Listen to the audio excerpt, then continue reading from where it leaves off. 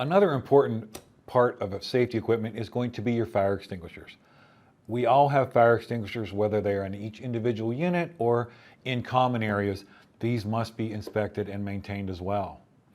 Many jurisdictions require ones in public spaces to be inspected on a calendar basis and documented here.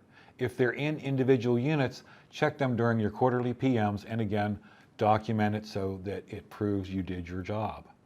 These need to be inspected every year by a certified company and given a new tag. Every 6 years from manufacturer, normally printed on the bottom, they need a hydrostatic test. This must be done by a licensed professional. At the end of the second 6-year period, or 12 total years, they need complete replacement.